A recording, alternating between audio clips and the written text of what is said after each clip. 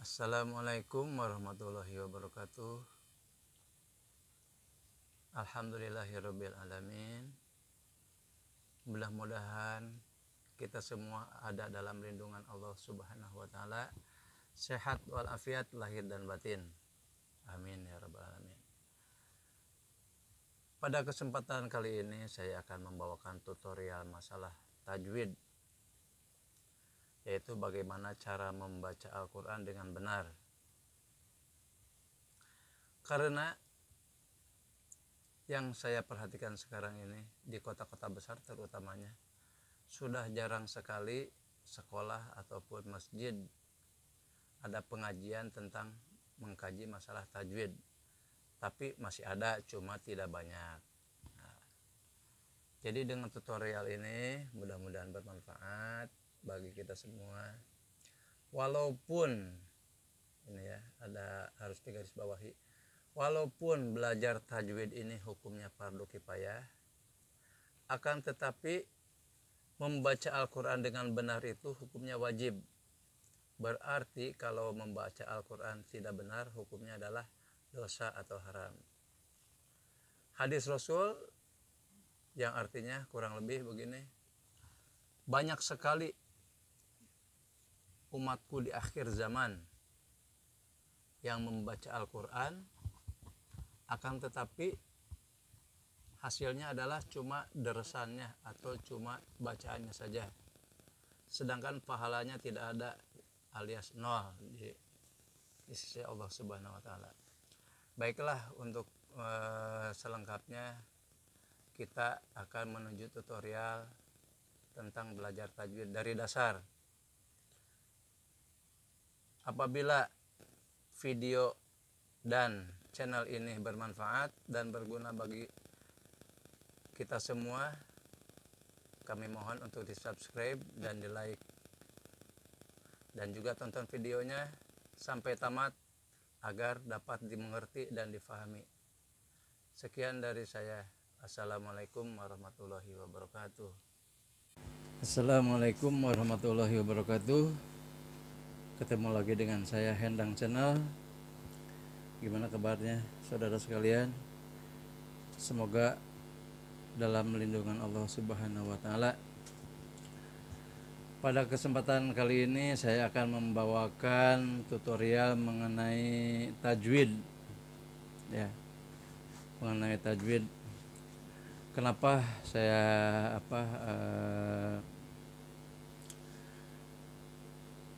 memberikan tutorial masalah tajwid? Karena sebetulnya hukum belajar tajwid itu adalah fardu kifayah. Maksudnya fardu kifayah itu apabila ada seseorang yang melaksanakan belajar tajwid, maka yang lain itu tidak dikenakan dosa. Akan tetapi apabila tidak ada yang sama sekali belajar tajwid, maka hukumnya adalah berdosa semuanya. Tetapi asal ada salah satu orang aja yang belajar tajwid, itu akan gugur dosanya. Tentang masalah hukum ini, masalah hukum tajwidnya atau belajar tajwidnya adalah fardu kifayah. Sedangkan membaca Al-Quran secara benar itu hukumnya wajib. Panjang pendeknya, makhrajnya, makhraj huruf-hurufnya itu adalah wajib. Maksud wajib di sini adalah maksudnya yang panjang dibaca pendek itu berarti hukumnya haram. Yang pendek dibaca panjang juga haram. Maksudnya haram dalam membaca Al-Quran, ya, dalam membacanya itu haram.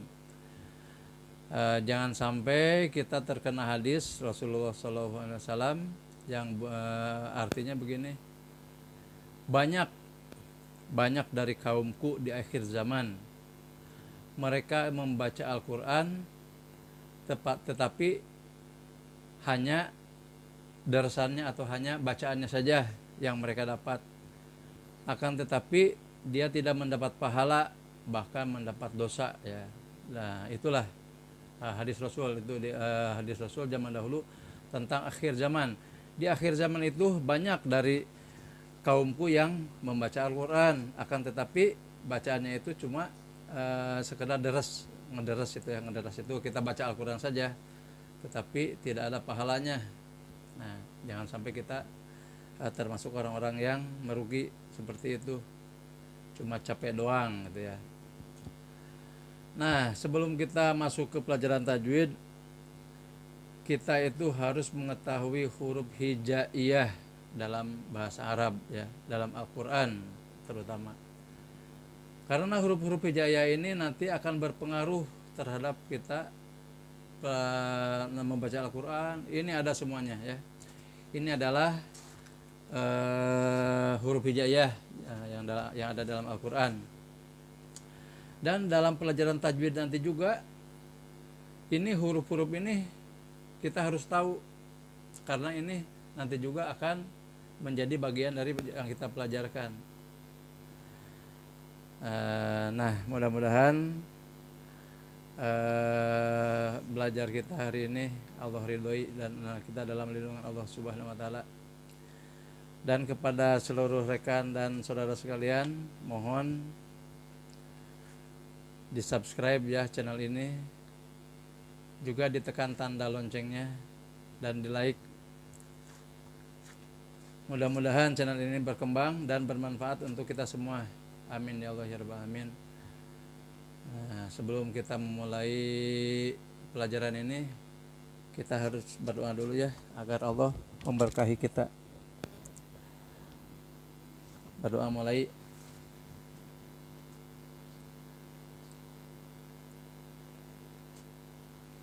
Baiklah, kita menuju ke tutorial huruf hijaiyah ya. Huruf hijaiyah dalam bahasa Arab. Yang pertama ada alif. Alif itu berdiri ya, garis berdiri ke atas lurus, itu alif. Yang kedua ada ba. Nah, ini ba itu ditulisnya di atas garis. Ini sengaja saya tulis garis. Ba itu ada begini hurufnya, dari sini ke sini diambilnya, ada titik satu di bawah. Yang ketiga ada ta, begini penulisannya di atas garis, dan ada titik dua di atasnya ya, di atas ini nih ada titik dua. Untuk ta sama dengan ta juga, tapi ada titiknya 3 di atas. Sa itu lidah digigit ya, sa ya. Kemudian ini ada jim ini begini, titiknya di bawah. Ini ada ha itu tidak ada titiknya, begini hurufnya ha. Ada kho ini, kho itu titiknya di atas. Ada dal ini. Ada za, ini za itu seperti sa ya, tapi ini ditekan za dengan sa ini ada satu jenis ya, satu jenis ini. Ada ro, ro itu begini ke bawah penulisannya. Ada zai juga sama dengan ro, tapi dia ada titik di atas ya. Titiknya di atas, tepat di atas ini, di atas ujung, di ujung ya, di ujung ini nih, di ujung ini ada titik. Kemudian ada sin, ini sin biasa ya, sin kecil ya. Ada sin. Kemudian ada shin. Ini sin besar, disebutnya sin besar. Shin. Dibacanya adalah gigi dua-duanya shin. Gigi dua-duanya dicakupkan, terus keluarkan suara shin. Sod ini sod itu seperti kita bersiul. Sod. Kemudian ini dod ya, dod itu lidah kita di atas ya, lidah kita ke dod, terus ketemu gigi juga dod. Ini to dengan dod ini satu jenis juga. To ya, beda to do. Kemudian ini ada zo ini seperti dengan za, tapi mau zo ya, zo. Kemudian ain adanya di hidung, ain. Ghin adanya di tenggorokan, suaranya ghin. Kemudian ini fa itu pertemuan antara gigi bawah dengan bibir atas. Ini kop adanya di di anak tekak ya. Kalau orang Sunda bilang di lak-lakan itu, anak tekak. Ini kap. Ini lam. Ini ke bawah ya kayak ini kayak kail, kayak mata kail, lam. Ini mim itu pertemuan bibir atas dan bibir bawah seperti dengan ba, ya, hampir sama dengan ba. Ya. Mim, ini nun. Ini waw, ha. Kalau ini ha kecil. Ini ha. Ini lam alif ini ya. Ini lamnya, ini alifnya. Ini hamzah a, adanya di tenggorokan bagian pangkal. Ini ya. Ya, ini kenapa perbedaan antara alif dengan hamzah? Kalau alif itu kalau dia mati, nanti ada ininya di tajwid ya. Kalau dia ini mati, ini maka artinya dia itu panjang, bacaan tersebut panjang ya, panjang.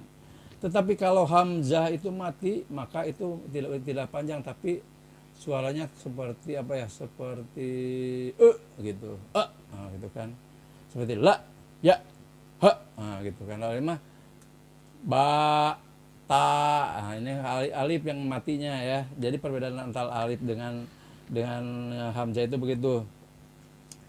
Nah ini masalah sudah beres, masalah huruf hijaiyahnya ya. Kalau huruf hijaiyah itu huruf satu-satu dalam bahasa Arab. Kalau di kita mah A, B, C, D, E, F, G, H gitu kan. Kalau di sana mah begitu, di bahasa Arabnya itu alif, ba, ta, sa, jim, ha, kho, dal, za, ro, za, sin, shin, sod, dod, to, zo, ain, ghin, fa, qaf, kaf, lam, mim, nun, waw, ha, lam, alif, hamzah, ya. Nah, begitu saudara, untuk huruf hijaiyahnya sudah selesai ya. Mohon maaf ini kalau ini buat pemula ya. Kenapa saya ini memberikan tutorialnya buat pemula, bagi yang belum tahu ataupun bagi anak-anak yang mau belajar. Inilah yang saya sampaikan itu pemula ya, buat pemula. Jadi bagi yang belum paham masalah tajwid, masalah baca Al-Quran, inilah saatnya untuk belajar. Tetapi mohon maaf ini bagi yang sudah mahir ini ini sudah tidak berlaku lagi ya. Bagi yang sudah mahir mah nggak apa-apa itu sebab kenapa saya berikan dari dasar, karena kita tidak akan bisa membaca Al-Quran kalau kita tidak tahu dasarnya. Nah, kalau kita tidak tahu dasarnya, maka kita tidak akan bisa baca Al-Quran apapun ya, membaca bahasa Indonesia juga. Kalau kita tidak tahu dasarnya, kita nggak bakal bisa baca ke sananya. Nah, jadi ini khusus untuk para pemula. Nah, ini untuk pemula nih. Marilah kita belajar bersama. Dan bagi yang sudah pada paham, apabila ada kesalahan yang saya ada kesalahan dalam tutorial ini, mohon komentarnya dan mohon kritiknya. Nah, jadi sebetulnya untuk membaca Al-Quran itu bisa juga kita tidak belajar tajwid ya, tapi kita langsung bisa baca Al-Quran. Seperti tutorial Iqra yang nanti akan kami sampaikan ya, akan saya sampaikan. Iqra itu tidak usah belajar tajwid, tapi kita langsung bisa baca Al-Quran. Akan tetapi, nah ini ada akan tetapinya. Kalau kita bisa tajwid, maka insya Allah kita itu tahu bacaan itu. Oh, ini kenapa dibaca panjang? Oh, ini kenapa dibaca gitu kan. Nanti itu ada hukum-hukumnya ya, di dalam bacaannya itu. Jadi beda antara yang bisa tajwid dengan yang tidak bisa tajwid. Itu ada perbedaannya nanti. gitu kan. Kalau cuma sekedar baca, oh ini mah dibacanya begini, misal A, ini mah dibacanya misal B, ya, misal ro atau ri atau ru, itu nanti bisa langsung. Akan tetapi kalau belajar tajwid nanti kita akan mendetil taunya ya, tahu tentang tata cara membaca Al-Qur'annya kita akan tahu. Nah, begitulah. Jadi untuk pelajaran kali ini saya cukupkan sampai di sini. Nanti di tutorial video yang kedua nanti kita akan langsung masuk ke bab tajwid ya, ke bab tajwidnya. Nah, ini mah tutorial pertama, saya pengenalan dulu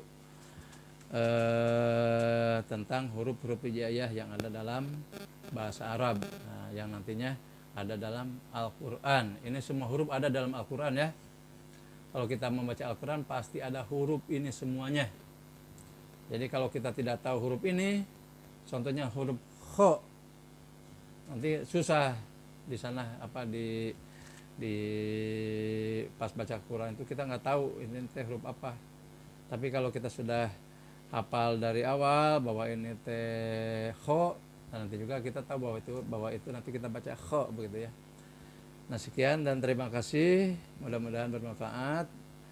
Rabbana atina fid dunya hasanah wa fil akhirati hasanah wa qina adzabannar. Wabillahi taufik wal hidayah. Wassalamualaikum warahmatullahi wabarakatuh.